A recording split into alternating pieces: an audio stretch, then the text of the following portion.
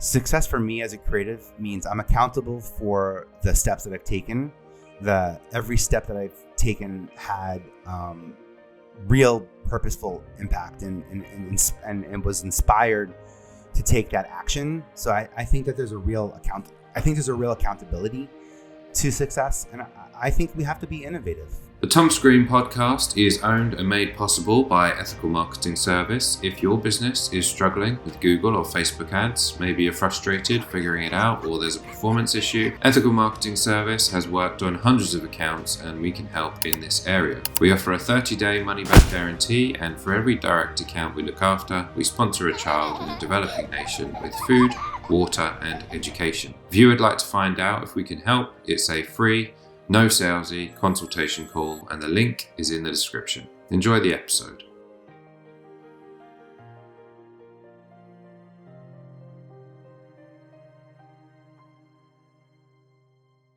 Thomas Green here with Ethical Marketing Service. On the episode today, we have Vinnie Potestivo. Vinnie, welcome. Yo, how you doing, Thomas Green? Thanks for having me here. I think I'm pretty good. It's my pleasure. Would you like to take a moment and tell the audience a bit about yourself and what you do? Oh yeah, sure. I'll tell them what makes my mama proud. How about that? Sounds good. In the late '90s, I was the guy at MTV who helped usher in a whole new talent of unscripted celebrities. I got to give voices and shapes to stories that otherwise wouldn't have been told, and got to be part of the teams that created Newlyweds and Punk'd and Osbournes and Laguna Beach and The Hills and so many unscripted programs. And for the first 10 years of my career, I literally watched talent brands being built in front of me. For the next 15 years, I went and did that with businesses. Whether you're an entrepreneur, a business owner, a founder of a business, the CEO of a business, and we're looking to get on television in a long form way, I was the person that networks were calling to find, people who were ready to put their money where their mouth is and show up. And it's been an amazing career. And in 2017, I pivoted into digital, really focused on the social component of media to understand the social media world. I understand the public media world brilliantly because I was trained there, but understanding the social media world, the difference between earned reach and paid reach, and how to create content that leans into those strengths, I really became a student again. And that fast forwards me to where I'm at now. So I'm currently sitting on top of VPE TV.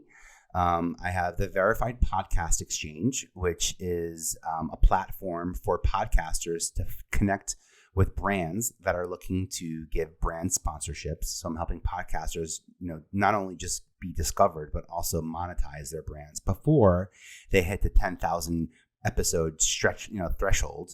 I'm also launching and have launched the Creator Accelerator Hub, which is my way of giving back all the tools that I use. I'm a firm believer that people aren't winning awards right now because they don't know how to apply or when to apply. So I'm giving an awards library, literally, of over 50 awards that I've identified that most of you will qualify for. Also, branding. So I get a lot of calls about how to monetize, the brand and how to make money on all the hard work and branding that you've created. So I've created something that allows marketers and podcasters to connect via ihaveapodcast.com. So if you're an independent podcaster and you're looking for, first off, if you're an independent podcaster who is unverified, as most of us probably are, my ihaveapodcast.com aims to give you something in your arsenal when you are talking to Instagram and some of these platforms that require news specifically that's focused on you, something credible. So getting a feature article on ihaveapodcast.com helps you along your journey to get verified, which, unfortunately, that blue check means a lot. It signifies a lot these days to people. And again, I was lucky enough to start my career at MTV in the late 90s. I grew up with a tremendous amount of people that were traditionally creative and non-traditionally creative. And I've seen many of them thrive in the industry, and I've seen many of them leave the industry because success didn't come soon enough. So anything I can do to connect creators, whether you identify as being an influencer, a podcaster, a content creator, or you own a company and you create content, you create words and videos and action and put them out on social media. Even those creators as well, deserve a little bit of success. And I like helping people find that, the success between creativity is not a linear path. It is not create and then I'll get a lot of likes and then I'll get a lot of money. It's these things they're not dominoes that constantly fall, in the same direction. And I think that if anything, we've learned, that the funnel is broken. There's no one way in, but there are many ways in. And I think that what I try to do is help people identify the many ways that people, brands, companies, platforms, clients will be able to connect with them so that they can best be prepared to be successful, to be impressive, to be impactful, in every step along the way of the relationship. And that's what I do now. And that's what makes my mama proud. Well, thank you for the introduction. There is an awful lot to ask you about there. So what I normally say is, of all the things that I could ask you about, what do you prefer to talk about? What's your passion? Oh, that's a great question. I appreciate you creating a space where options like that do exist. And we can even just talk about the act of what you've just done here is creating an you hear how my voice just like totally got brighter, and I just leaned into my core because I don't feel rushed in this conversation, and I feel really happy to be able to answer lots of questions. If I think I would start with what I think is like the number one way to stand out. I love helping people win awards. I mean, I mentioned it already. I might as well.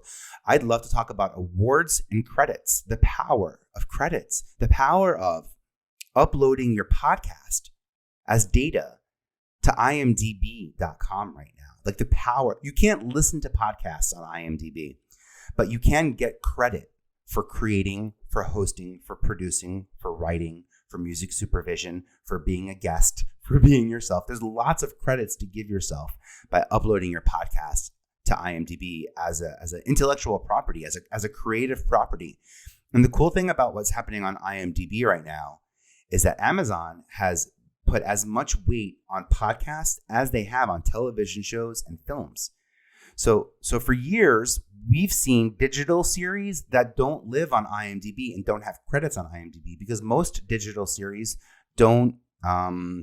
they aren't in the approved list of content types that IMDb is giving organized credit to, but podcasts are. And man, I love that IMDb was generous with, for us to be able to upload our podcast. And by the way, anybody who has no clue what I'm talking about, I created a link. It's www.audiolinked.com. So AudioLinked.com. I had to think about that. Audio linked. My accent comes out when I say these two words, apparently. To walk you through, you don't need to have an IMDb Pro account to be able to set up, your profile. You do have to have already appeared in a production. The production comes first on IMDb, and then you can attach yourself to that production, whether you were a guest, a host, a featured actor, an editor, or whatever it is. The property needs to live first, and that's how people can create new IMDb profiles. But I'm telling you, this IMDb thing, I stay away from the word hack because it tends to be like a cheat. It tends to be like a skip the line thing. This is like we were playing Monopoly. Everything was very, very linear.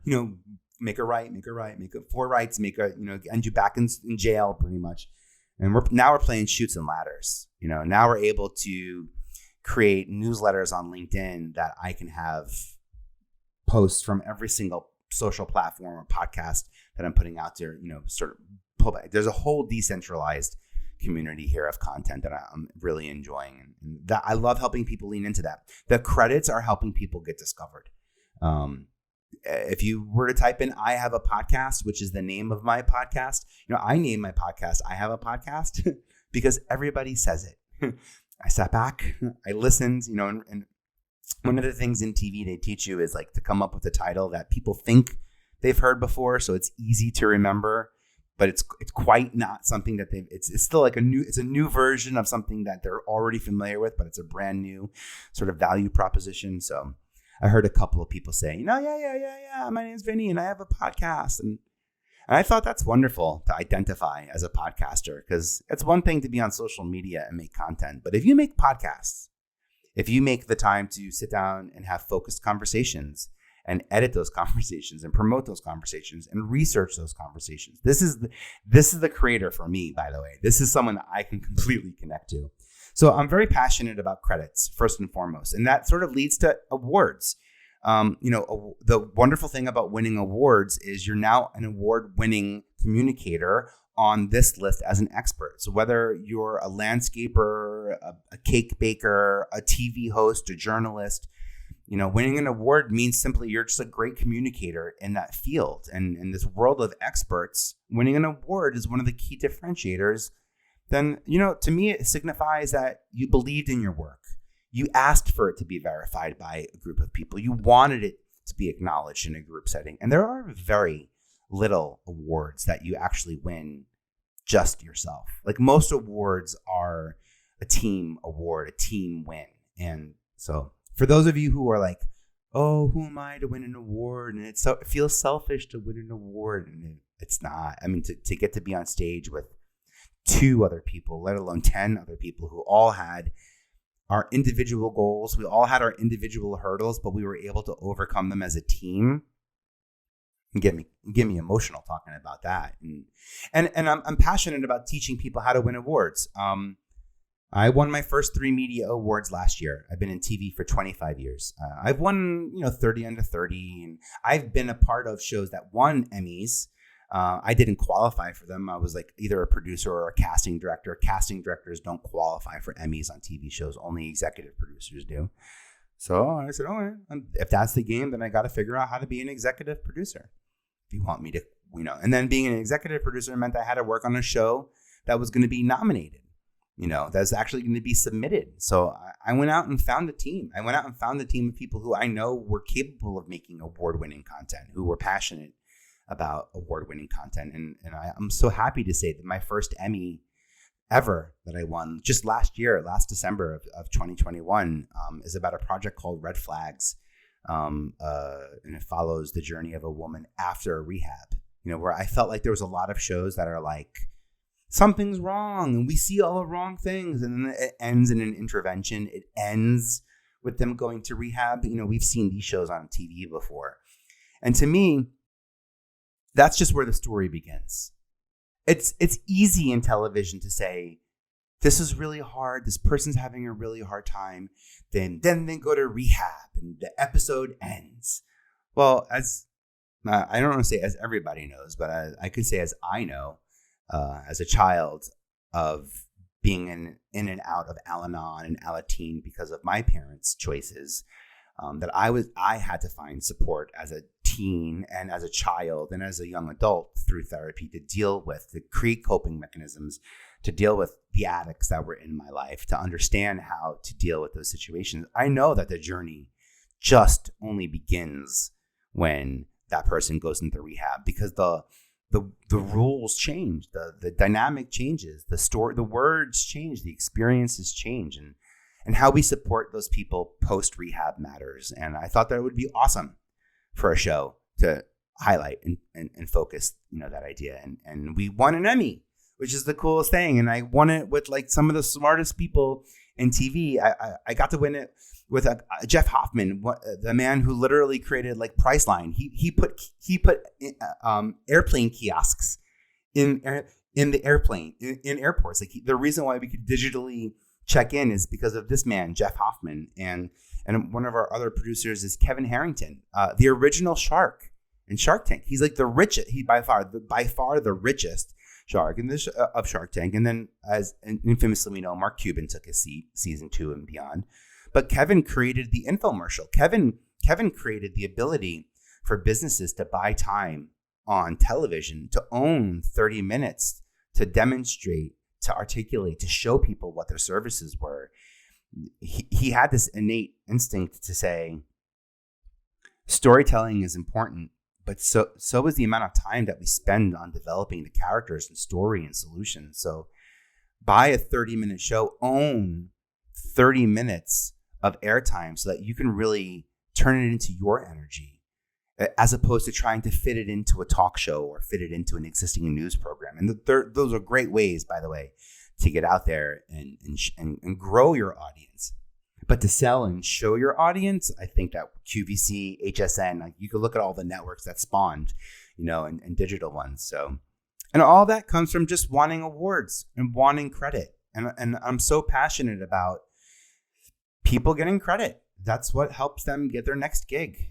It's what we've done. And we do so many things as creatives, off the digital space, that it's hard to translate that. Maybe we can put on LinkedIn, I worked at this job. Maybe we can, I'm thinking of some other way. Maybe we're putting posts out there, those humble posts. So grateful to have gotten to work on this project, because we just want people to know that we worked on it. I want you to know that IMDb is there for you. Like IMDb is the new LinkedIn for me. LinkedIn is my jam. So LinkedIn and IMDb, they're two platforms that I will push people to nonstop. Because people who are not creatives really stand out beautifully on IMDb. People who are lawyers and mechanics and business owners who are not traditionally hosts and creatives and actors, you stand out on IMDb. You stand out like a sore thumb, and that's a wonderful, beautiful way to be discovered. And I say the same goes for all the creatives who are flocking over to LinkedIn now. LinkedIn has been for so long a resume website, and up until everyone became a coach and an advisor, it was where we would go to find jobs. Now we go to find gigs, on LinkedIn too. Creatives that are coming over there now, because there's a whole suite of tools that LinkedIn just launched specifically for creators. To be able to go live, to do LinkedIn audio live.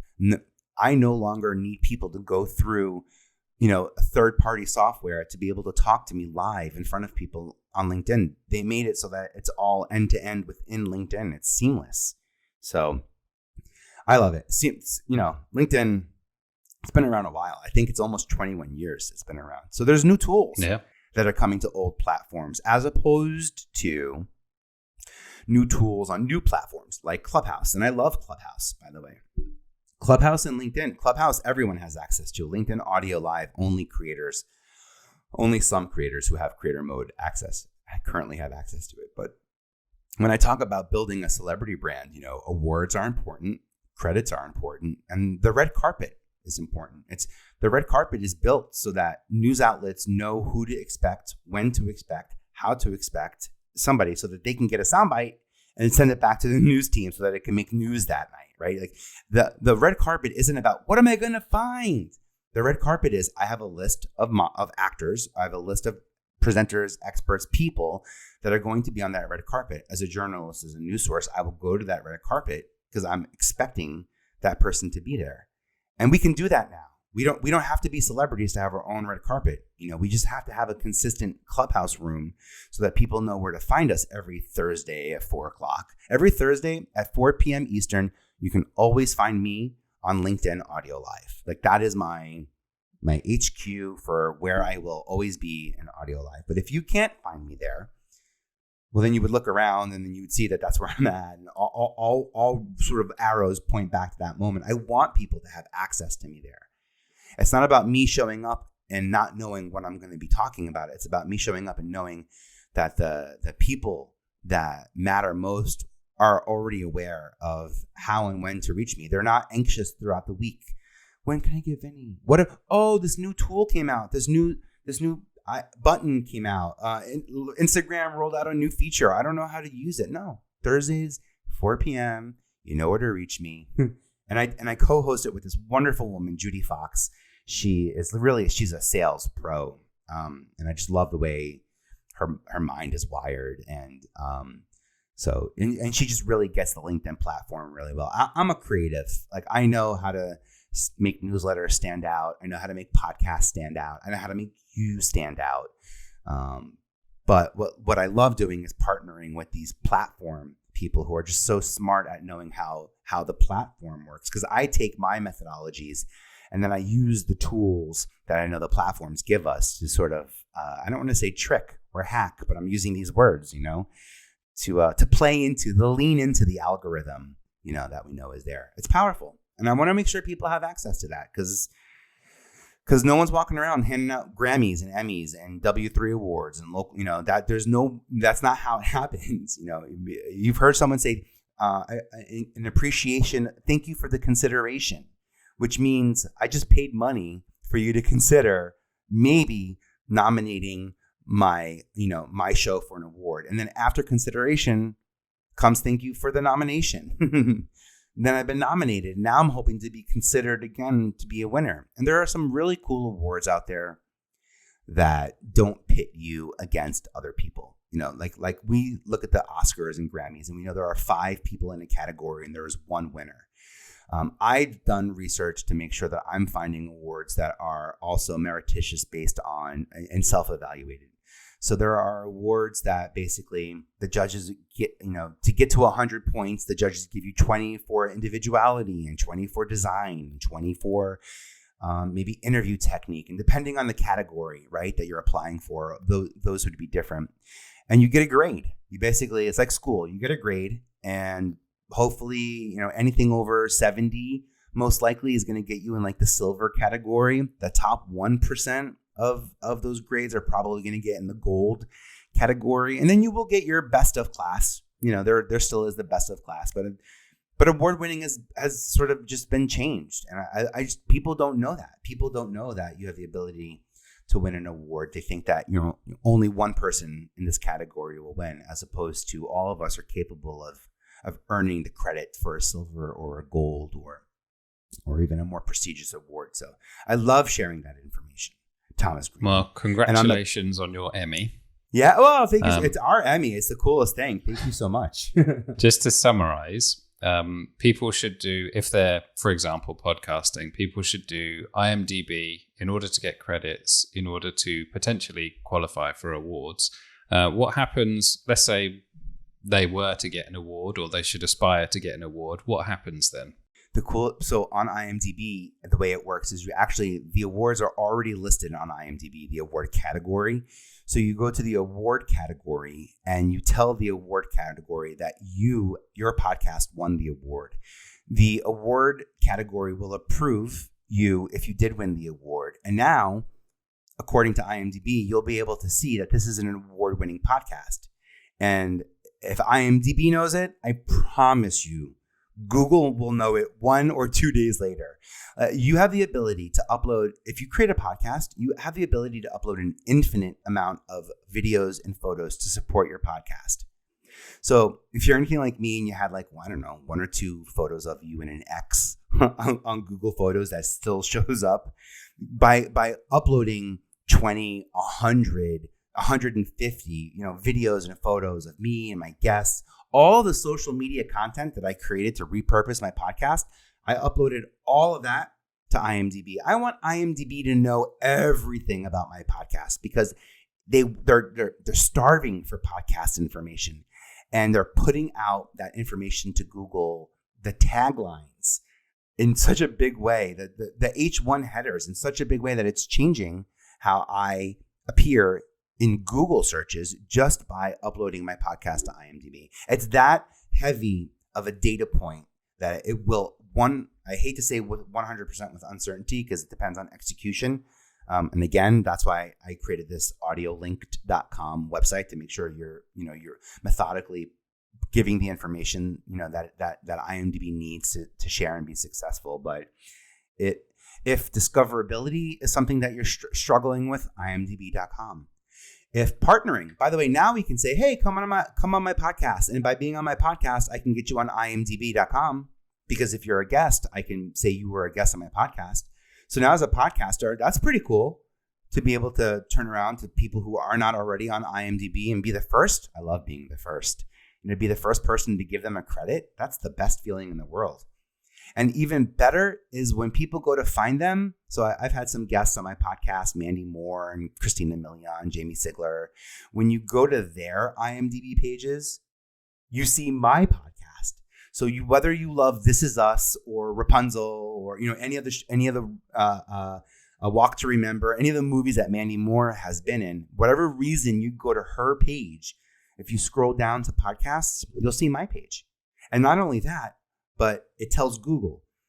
So if you type in Mandy Moore, Vinnie Potestivo, I Have a Podcast will come up, and a lot of news will come up with it because of the data points that I'm creating here. So I found the hardest thing about podcasting was podcasting, except for a couple of platforms. TuneIn is a pretty strong, I think, SEO platform where if you're posting, podcasts on TuneIn, I'm pretty much guaranteed to get a Google alert of my name showing me in the digital world. But other than that, on social media, it's really hard to get attraction, in Google.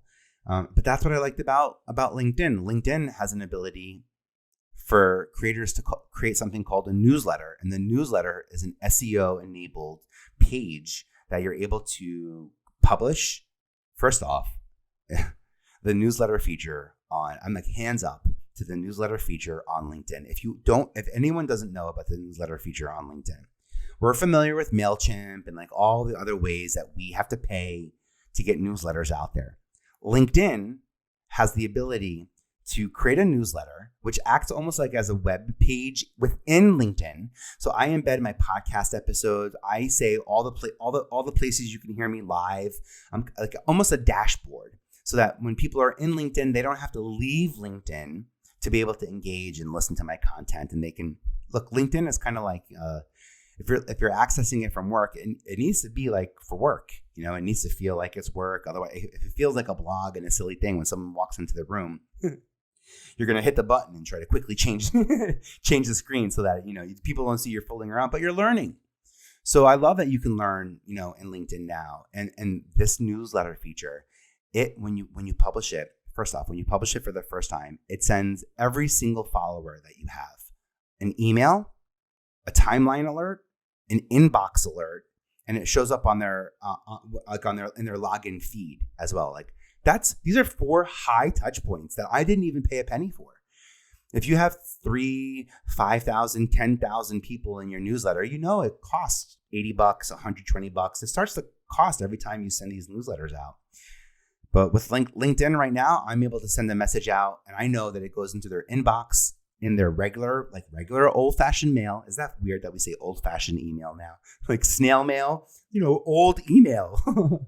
And then all of the alerts, and then it's waiting for them in their inbox in LinkedIn. Like these are really high valuable, high traffic areas, that high touch points that people are looking for opportunities. They're looking for ways to make money or B2B. They're looking for ways to collaborate or grow sponsorships or opportunities. So as a creator, to be in this space, to be offering your information, your creativity, and also all of it to be encapsulated within, like, I'm speaking your language, in LinkedIn. I'm not asking you to go places. So it's just how we distribute, how we amplify, these podcasts matters. Can I throw out one more thing too while I'm thinking about it? For people who have podcasts, one of the great ways to grow a podcast is by taking your podcast episodes and turning them into blogs. And the blog then becomes something that's a little easier to share, right? Like people can find it. If they find you, they can take it and they can share it to their Instagram. I mean, they can share it to Facebook or LinkedIn or YouTube, wherever people sort of talk about things. I love people upload. So there's a product called Q. So VPE.tv/QUUU. And it's a blog amplifier. It's an aggregator. It takes your blog. You tell this platform what this blog is about. So this is about podcasts and marketing in the digital space. And people subscribe to Q for free. They say, I want to be a thought leader, but I don't know how to make content, or I don't have time to make content. I'm looking for other people who are creating valuable content, thought leaders in my industry. I want to find their blogs and I want to reshare them quickly on Facebook so when I find something, I want to put it in my Hootsuite and then just like program it out. Q, VPE.tv/QUUU allows you to be discovered without needing to be found. Like your blog can be discovered because people are looking for that subject without them needing to find your profile or your podcast or your page and then see what you're talking about, which means that people are sharing your story with their crowd and their audience. And that's a high value. I mean, now you have third-party support. You have social proof that what you wrote was relevant because now people are sharing it, right, to their audiences because they found value in it. Meanwhile, this is probably the best way to be discovered because you're allowing someone else to discover the brilliance that is your message. Let them see, I hate to be biblical, let them see the North Star. Let them get credit for being the people who looked up into the sky and said, look, there's a North Star. I got to tell a friend because this is discovery. Now there's ownership in this story. Oh, I found it. Now I can share it. And you have to see that. And there's this idea that I did something right. And we can give people that opportunity. We can put the North Star in the sky for them to see it. We can put the chicken bone in the corner wall. If I'm looking at my dogs right now. So I'm thinking of other high value, the piece of turkey bacon that my dogs would literally trade me for if I were to give them the option to. You could put that in front of them because they're looking for it. And if you're able to put this in front of people where they're looking and it's high value, they'll take it. And I'm sensitive about teaching people this because I don't want people to be divisive in terms of like what they're putting in front of. I've used this trick, so to speak, my entire life. I sit back. I think the MTV is telling me we need to create a show because this audience isn't watching television. They're saying they want all of these characteristics or characters to be in the show because they want them to do all of these different things. This is literally true. This is not figurative. This is like how Bravo calls me and says, go find an ensemble of blah, And I sit back and I say, well, how am I going to do this? Who do I know that knows these people? My version of casting, is very different than many, many casting directors out there. Many casting directors out there will put their glasses on and will look for what they are searching for. I have never done that. I've always looked for somebody who's going to introduce me to the person that is right for the project. I'm not going to go and look for a needle in the haystack. I'm going to go and look for like, I don't know, what's that little tomato thing that has all the needles in it? I want to look for one of those people who has like lots of needles, because I'm not saying I'm an expert in subcultures or microcultures but respectfully, I built a career representing people on marginalized voices on television. Every show that I've ever done falls into that category. For me to think that I could find them, I mean, I give myself credit, but not that much credit. But for me to be able to take that opportunity with me, to curiously meet people, and then when I meet them, trust me, they know I'm Vinnie and I did the MTV and Bravo and CBS and A&E, and I'm passionate about finding new talent, and I'm passionate about adding words to our vocabulary, adding shared experiences to our Netflix viewing so that we all have something to relate to. Like we can all relate to binge watching TV now. That's pretty cool. Regardless of whether you're left or right in the political spectrum, old or young, male, female, however you identify. I think binging is one of those things that most of us now can like identify. That's really cool to have a common experience where I can say, oh, did you watch that series? Yeah, but I binged it. I watched it all in a week. Me too. The last season of pretty much any show, to be really honest, is always bingeable for me. And I think that those shared experiences, that's going to be the thing that ties us together globally. Like those shared experiences, some of them can be traumatic. We can certainly talk about things in America that happened. Where were you when 9/11 happened? Where were you when Princess died? There are some sad, unfortunate things that rocked this world that we all breathed in and breathed out together in. There are some fun ones, Halloween, Christmas, finding out the first time Santa wasn't true. These are fun shared experiences. Actually, I hope it's fun. Some kids have pretty. You might be doing spoilers on that one. Yeah, that Santa Claus one is a pretty tricky subject nowadays. Well, because I just want to touch on one thing before we go away Please. from it, because it's the awards. One of the things I was going to ask you about was how do you win awards? And I feel like that, based on what we've talked about so far, would be beneficial for your expertise to come out there. Yeah. So some of it is standing out. Some of it's standing up. So the standing up piece is first and foremost like having a purpose, standing up for a topic, a culture, a group of people, a community, something that really has matter, something that matters more than just within this episode, something that people are going to share at the dinner table, something that people are going to say, oh, well, you have to hear this episode because she really went out of her way to talk about. She really nailed it when she stand up and create something that people want to talk about, not just listen. So that's the first step, to be honest, whether that is led through curiosity, whether that is led with really strong research and great questions, whether that is led through access. Like there are lots of ways that you can stand up and create something that will have impact. That's like really the first thing, right? So if you're not making impact, it's going to be pretty hard to win an award. And then the second part I want to say is literally being able to getting into the system and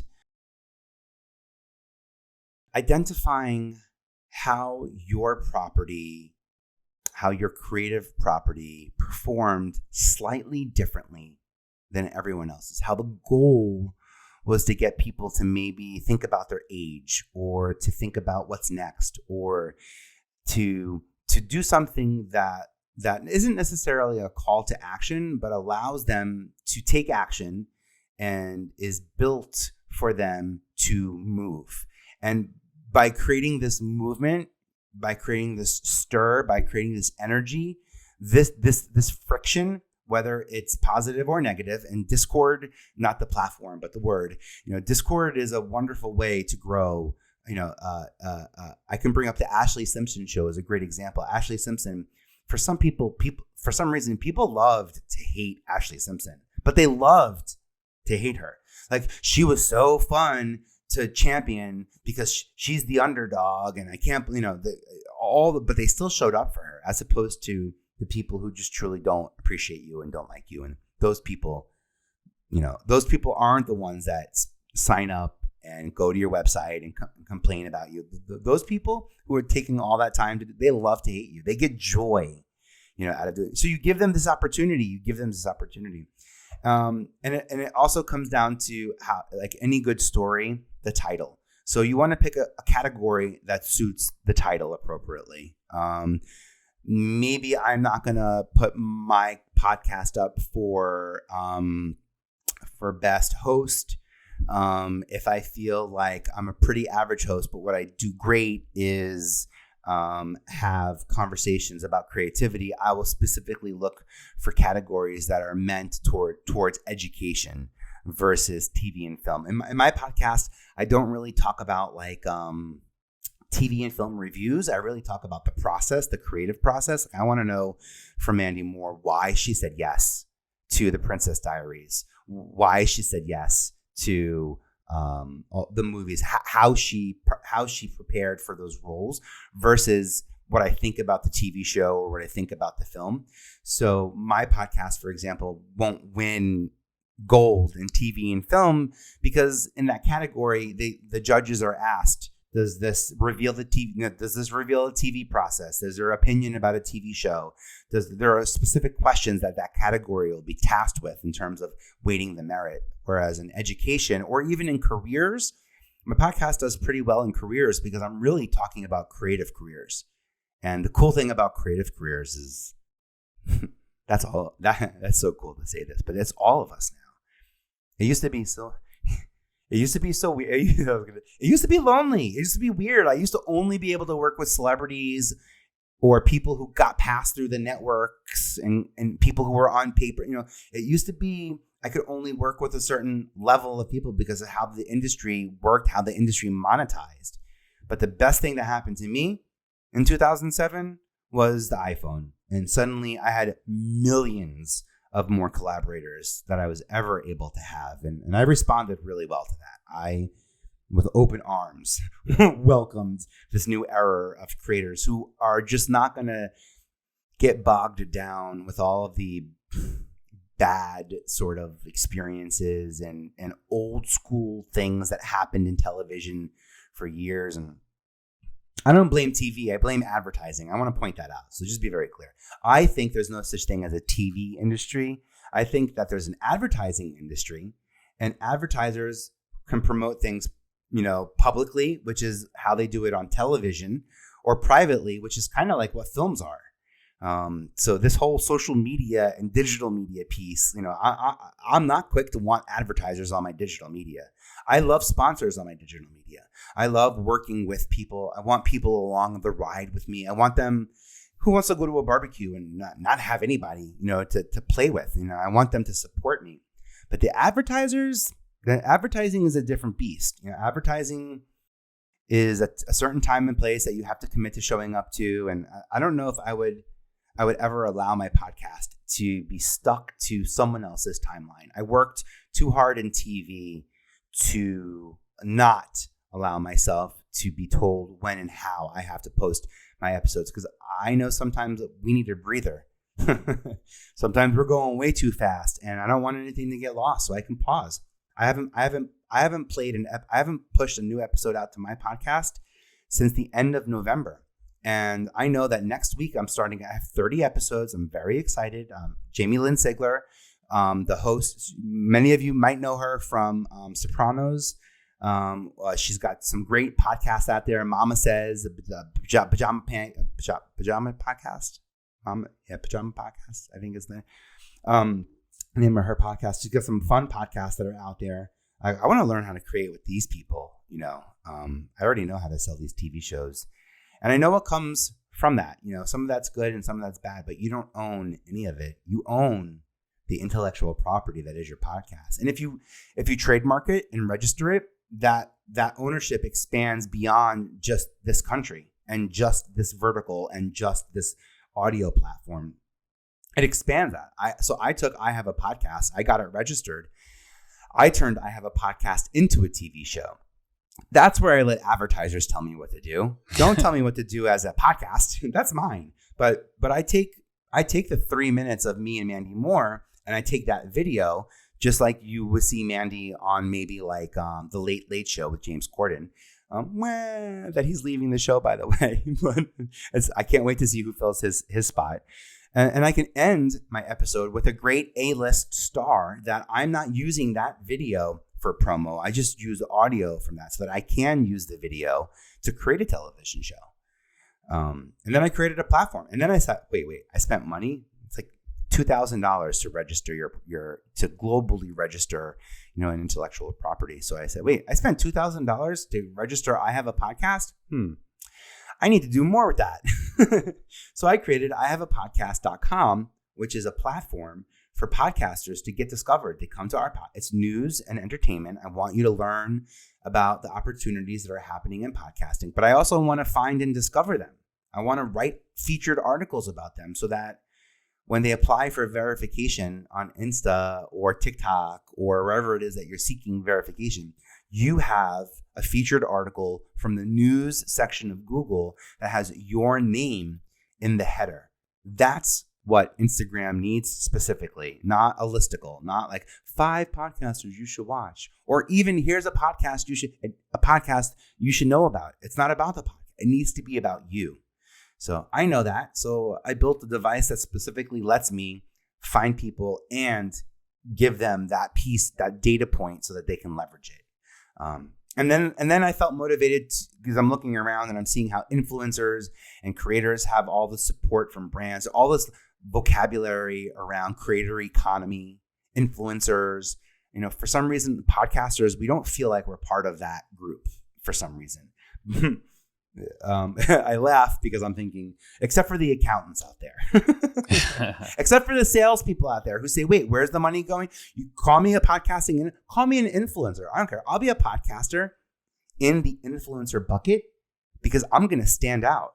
I went and signed up for 50 literally. And I have this link. So if you come to the Creator Accelerator, you will have access to this database that I'm talking about. I signed up for 50 influencer platforms as myself. I didn't try to overwhelm them by being some fabulous influencer. I'm not. I'm like, dude, boring. I'm an old guy from TV. I talk about like the 90s and 2000s. I don't try to grow my social media audience. I'm not trying to find new people. I already know the best of the best. And they're already in my ear and in my head. I have to let people know what I know. I have to decompress and share these stories. I'm the guy who I was the casting assistant in the room with Beyonce. I was auditioning Beyonce to be in her first film. I can tell you a thing or two about how to talk to talent and give them notes so they feel empowered by the correction, quote unquote, that you're giving them. You know, like I was in Beyonce's audition for a hip opera, Carmen, a hip opera. She read her lines, and then it was just me, her, and the director.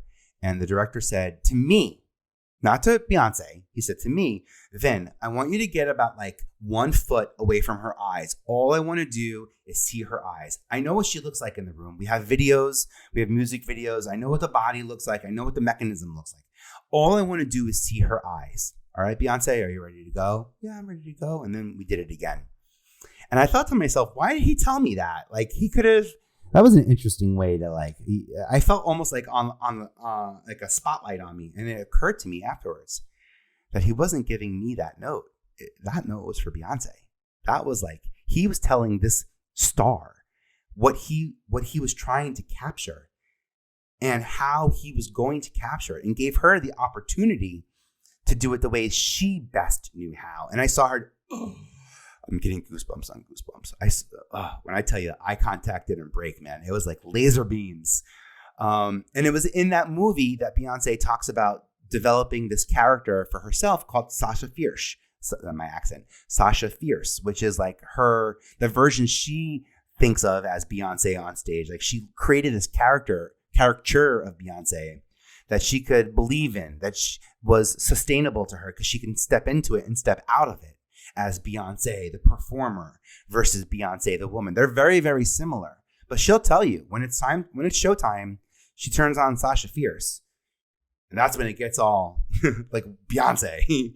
But although I can't complain because I think that Sasha Fierce has infiltrated the real B. She's just everything. Even when she's like grocery shopping, it just seems like every move is right. You know, I could take the can. You know, there was like a dance growing up. You take the can. Take like everything she does is just like grown woman. Everything she does just seems like so right. It just feels so right. But she's really tapped into the awareness that people have of her, and she plays into that. And I got to see that happen. Like I'll tell you this. I'm not a guru. I'm not a genius. I'm not the smartest person. I'll tell you what I did right that I think set me up for success. I sat back and I watched. Like I'm the dude who watches buildings get made. I have you have that app 1 second every day.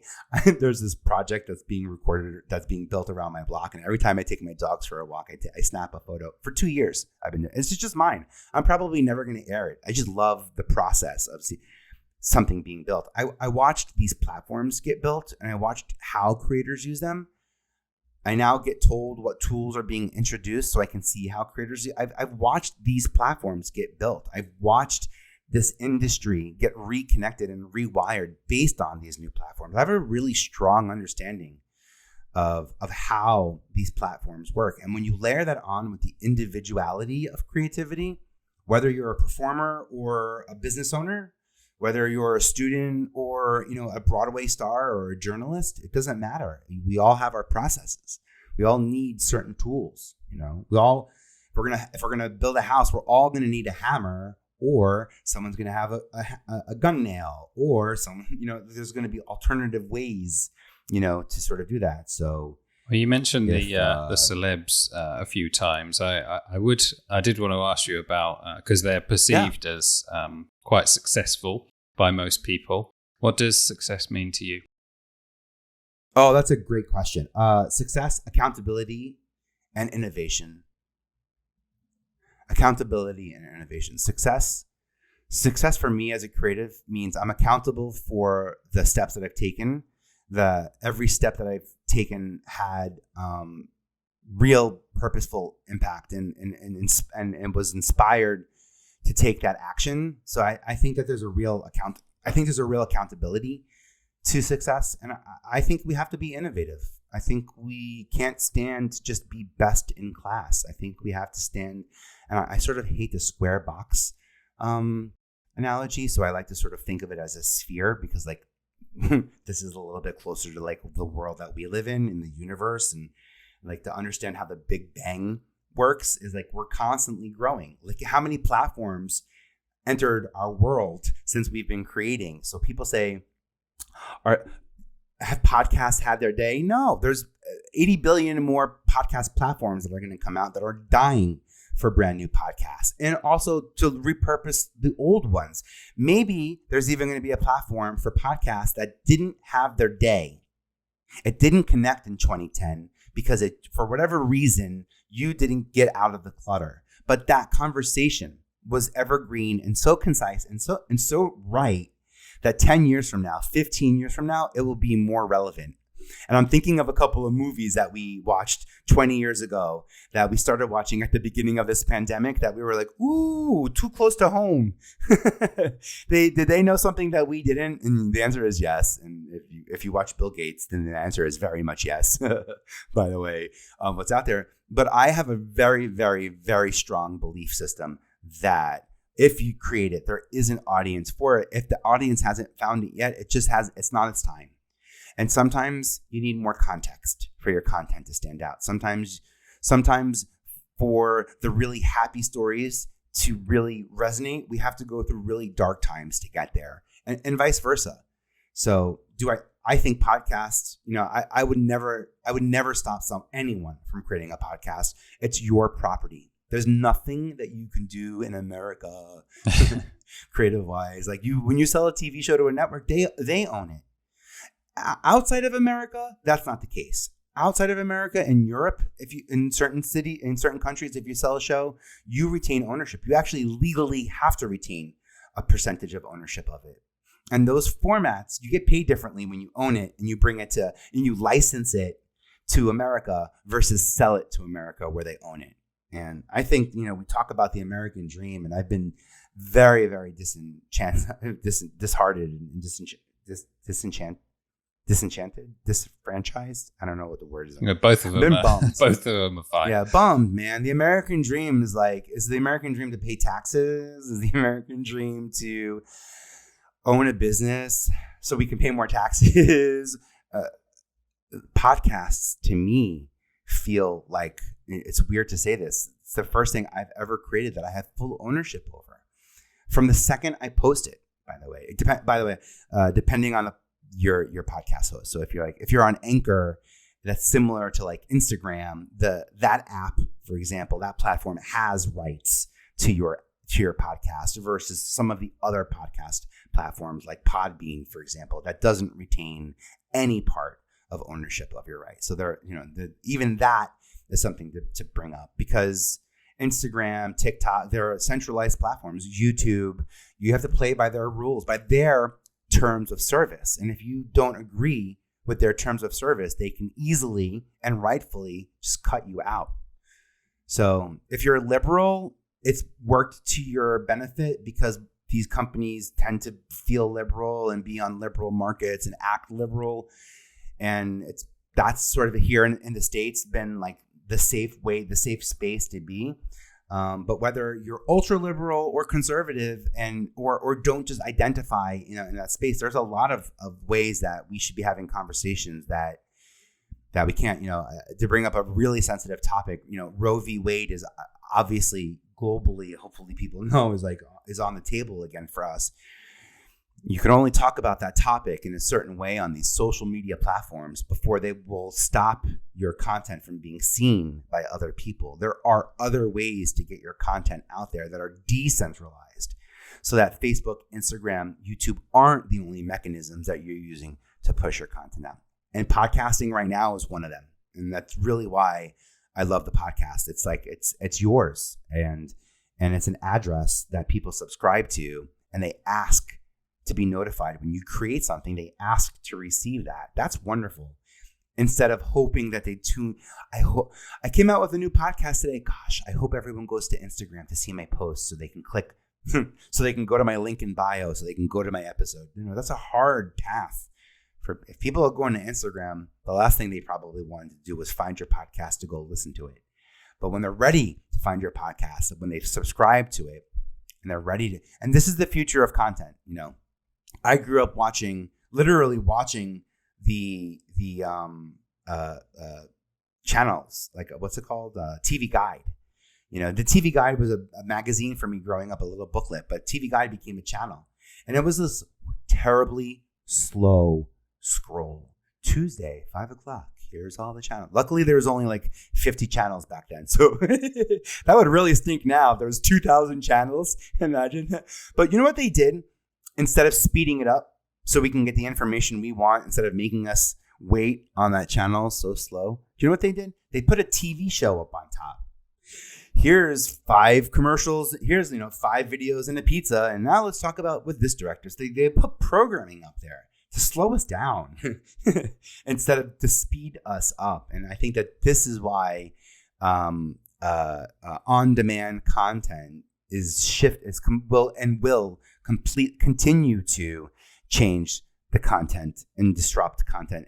That's what happened on TRL. I was there on TRL and MTV when people no longer needed to watch their favorite video between 3:30 and 4:30 on MTV. They can go to AOL Music or they can go to YouTube and they can watch it instantly. And they were there before the artists figured that out. Like the labels figured that out first, and then the audiences went there. And then once the audiences go there, well, then you know what happened. Then the artist says, well, that's where my people are. They're expecting me. I need to make a video and welcome them and show them my life and show them the backstage version of this tour. And that is what, in my opinion, sort of came from the reality TV world into the social world, was like that mechanism, that storytelling mechanism, and the fact that they can now show as people instead of as performers. They don't have to be so polished for a 2-minute clip on TRL for one interview hit to be able to talk about what's important to them.